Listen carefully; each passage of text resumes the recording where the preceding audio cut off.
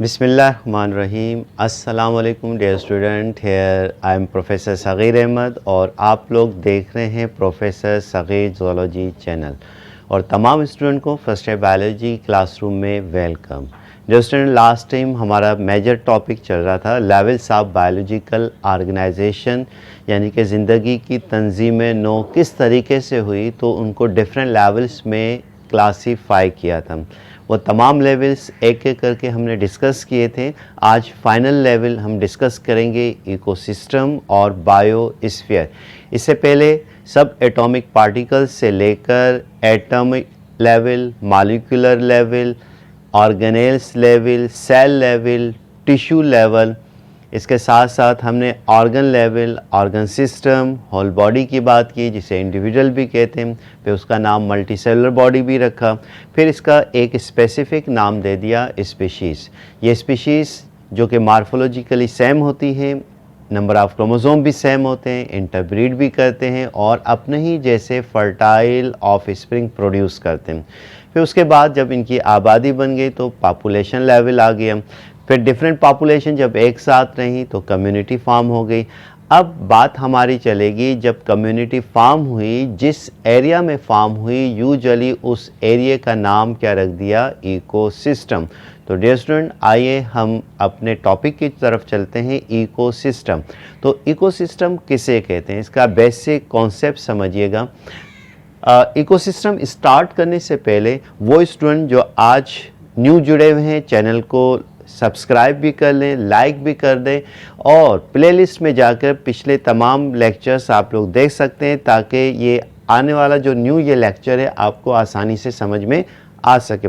तो आइए इकोसिस्टम की बात कर लें। What do mean by ecosystem? Ecosystem is the basic unit of ecology. जैसे लाइफ का बेसिक यूनिट क्या है, सेल। तो लाइफ को समझने के लिए हम सेल को डिस्कस करते हैं, ठीक है। इसी तरीके से अगर हम किडनी पढ़ते हैं तो उसके नेफ्रॉन को समझते हैं, ब्रेन पढ़ते हैं तो उसके न्यूरॉन के बेसिक यूनिट को पढ़ते हैं। तो बेसिक यूनिट किसका है, इकोलॉजी का है। तो ecosystem is the basic unit of ecology. एक बड़ा इंपॉर्टेंट वर्ड इस्तेमाल हुआ, ecology, in which living and non-living organisms, living and non-living organisms are live together, जिसमें जानदार असाम और बेजान असाम एक साथ रहते हैं और affected to each other, एक दूसरे को मुतासिर भी करते हैं, इफ़ेक्ट भी करते हैं, असरअंदाज भी होते हैं, and exchange the material between them, और अहम मादों का क्या करते हैं, तबादला करते हैं। तो ये हमारे पास इकोसिस्टम का एक सिंपल सा ब्रीफ क्या है, डेफिनेशन है। अब देखिएगा डियर स्टूडेंट, इसमें एक वर्ड इस्तेमाल हुआ इकोलॉजी। ये आप लोग पीछे पढ़ चुके हैं इकोलॉजी ब्रांचेस के अंदर कि relationship between organisms, it's their environment, यानी कि जो ऑर्गेनिज्म है उन्हें हम क्या कहते हैं, लिविंग ऑर्गेनिज्म कहते हैं। और इन्वायरमेंट में क्या है, यूजुअली नॉन लिविंग ऑर्गेनिज्म है, इनका आपस में क्या है, इंटरेक्शन है। तो अब इस लिविंग और नॉन लिविंग की बुनियाद पर इकोसिस्टम के दो कंपोनेंट्स बना दिए। ये बात समझने की है, जिसे हम क्या कहते हैं, कंपोनेंट्स ऑफ इकोसिस्टम। क्या कहलाते हैं, कंपोनेंट्स ऑफ इकोसिस्टम। अब इकोसिस्टम के दो बेसिक क्या है, कंपोनेंट्स हैं, ठीक है। एक बायोटिक कंपोनेंट्स कहलाता है, बायोटिक कंपोनेंट्स, और दूसरे कहलाते हैं एबायोटिक कंपोनेंट्स, एबायोटिक कंपोनेंट्स, ठीक है। लिविंग और नॉन लिविंग की बुनियाद पर दो कंपोनेंट्स बना दिए, एक बायोटिक और दूसरा एबायोटिक कंपोनेंट्स कहलाते हैं।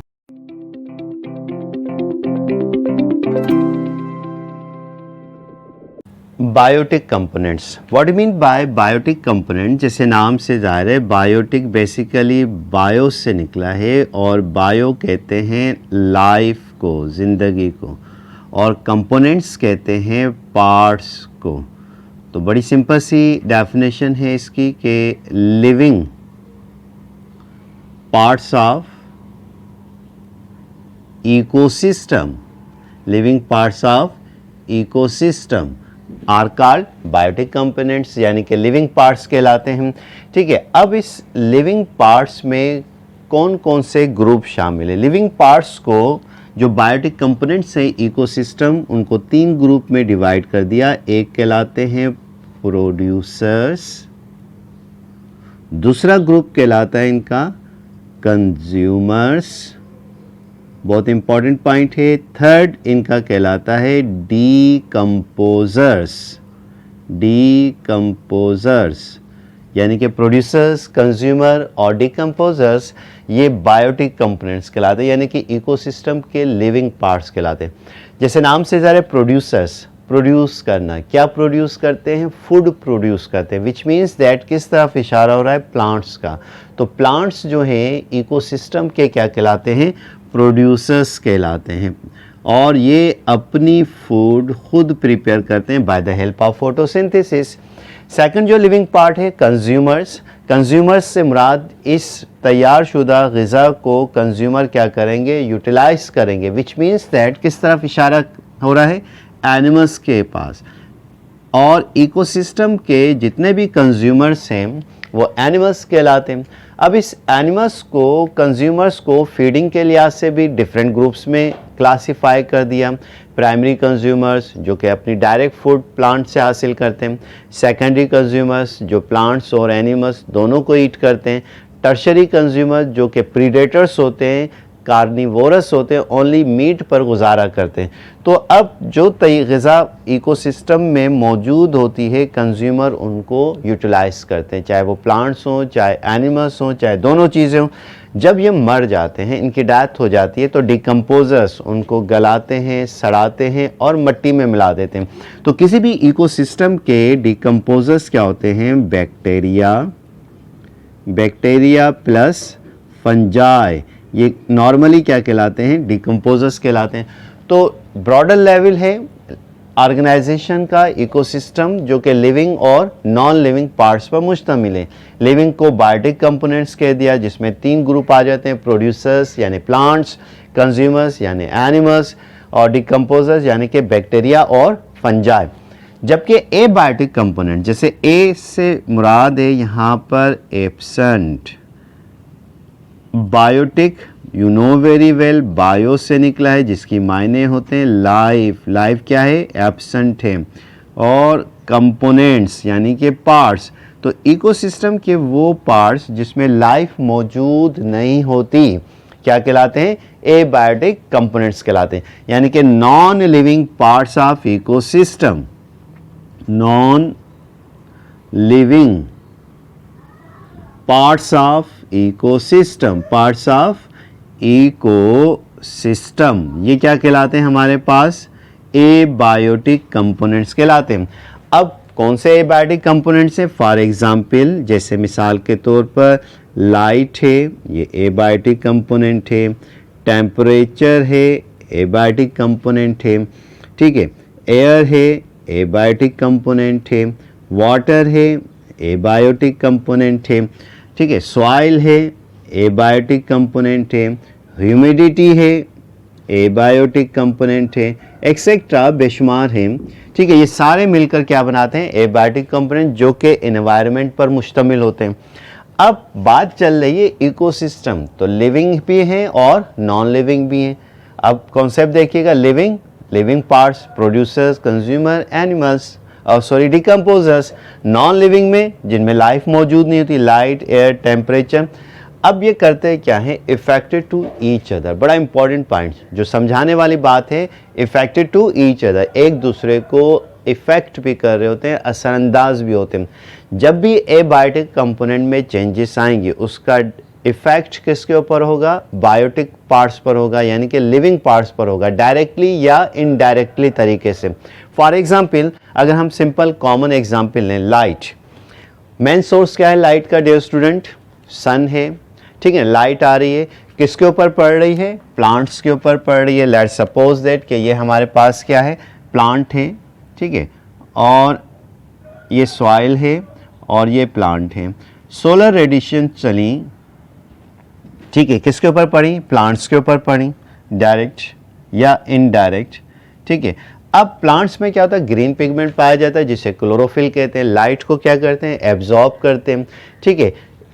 उसके बाद क्या होता है, इन्वायरमेंट से वो कार्बन डाइऑक्साइड को एब्जॉर्ब कर रहे हैं थ्रू द स्टोमेटा। वाटर कहाँ से आ रहा है, सॉइल से आ रहा है through the xylem vessel, root उनको एब्जॉर्ब कर रही है थ्रू द जाइलम वेसल्स। ये तमाम केमिकल रिएक्शन हो रहा है और फूड तैयार हो जाती है। जब फूड प्रिपेयर होती है प्लांट्स भी इस्तेमाल करते हैं, और उन प्लांट्स को कौन इस्तेमाल कर रहा है, यूजुअली कंज्यूमर्स। अगर लेट्स सपोज दैट लाइट ना हो, ये सनलाइट क्या हो, मौजूद ना हो, तो फोटोसिंथेसिस नहीं होगा। जब फोटोसिंथेसिस नहीं होगा तो प्लांट में फूड प्रिपेयर नहीं होगी। जब फूड प्रिपेयर नहीं होगी तो प्लांट की क्या हो जाएगी, डेथ हो जाएगी। अब प्लांट्स के ऊपर कौन डिपेंड करते हैं, एनिमल्स, उनकी डेथ हो जाएगी क्योंकि उनको ग़िज़ा नहीं मिल रही। अब जब एनिमल डेथ हो गए, दोनों प्लांट्स और एनिमल, तो डिकम्पोजर्स क्या करते हैं, उनको गलाते हैं, सड़ाते हैं, मट्टी में मिला देते हैं, यानी ये तमाम चीज़ें दोबारा से मट्टी में शामिल हो जाती हैं। तो ये बेसिकली डिकम्पोजिशन का प्रोसेस हुआ, और ये एक स्पेसिफिक साइकिल के ज़रिए दोबारा लिविंग बॉडी में आते हैं। किस तरीके से आते हैं, by the process of bio geo chemical cycle. तो यही बात हमने लिख दी, इफेक्टेड टू ईच अदर। कोई एक फैक्टर उसमें तब्दीली आएगी, चेंजिंग आएगी, पूरा इकोसिस्टम क्या हो जाएगा, डिस्टर्ब हो जाएगा। अब एक दूसरे में मटेरियल क्या करते हैं, एक्सचेंज करते हैं। जब ये डिकम्पोज हो जाएंगे, प्लांट्स इनको दोबारा सॉइल से एब्जॉर्ब करेंगे, फिर ये साइकिल चलेगा जिसे हम क्या कहते हैं, बायो जियो केमिकल साइकिल। यानी कि all the essential components of protoplasm have to circulate from organism to environment and back to the organism, या vice versa is said to be bio geo chemical cycle. Bio geo chemical cycle. तो ये इस process के ज़रिए ये एक cycle naturally चल रहा है। तो ये हमारे पास क्या था, ब्रॉडर लेवल क्या था, इकोसिस्टम। यस, क्लियर क्रिस्टल, समझ में आ गया, दिमाग के कपाट खुल गए होंगे। एक एक पॉइंट डेफिनेशन का आपको आसान अल्फाज में स्टूडेंट समझाया जा रहा है। ये लाइक आने चाहिए इस पर, इस बात पर। आपके लाइक मेरे लिए एटीपी का काम कर रहे होते हैं, और एटीपी क्या है, एडिनोसिन ट्राइफॉस्फेट, जो कि एनर्जी रिच कंपाउंड होते हैं। आपके लाइक आएंगे, एनर्जी मिलती रहेगी, और अच्छे से अच्छा आपको लेक्चर और आसान अंदाज में प्रोवाइड कर दिया जाएगा। तो यस, लाइक आने चाहिए, थम्स अप कर दीजिए भाई, कंजूसी नहीं क्या करें, कंजूसी बहुत करते हैं, तो थम्स अप कर दें। यस, क्लियर हो रही बात। इकोसिस्टम, इसका स्क्रीनशॉट ले लें। लाइफ का अगला फाइनल लेवल हम डिस्कस करेंगे जिसे हम क्या कहते हैं, बायोस्फीयर या इकोस्फीयर। यस, स्क्रीनशॉट ले लीजिए।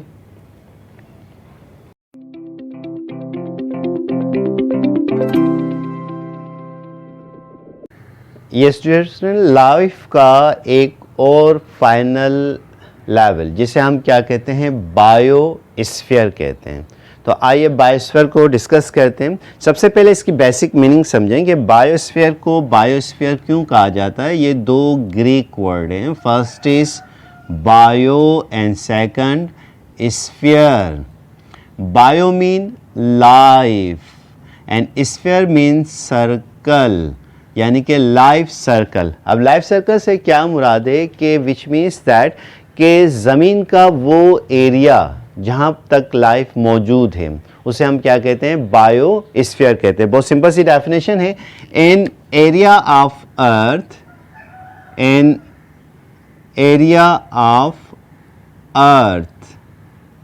Where life is present, an area of earth where life is present is called biosphere. Biosphere को स्टूडेंट इकोस्फीयर भी कहते हैं। ये एक इम्पॉर्टेंट पॉइंट है, ज़हन में रखिएगा। तो ज़मीन का वो हिस्सा, लेट्स सपोज दैट कि ये हमारे पास क्या है, अर्थ है। क्लियर हो रही बात।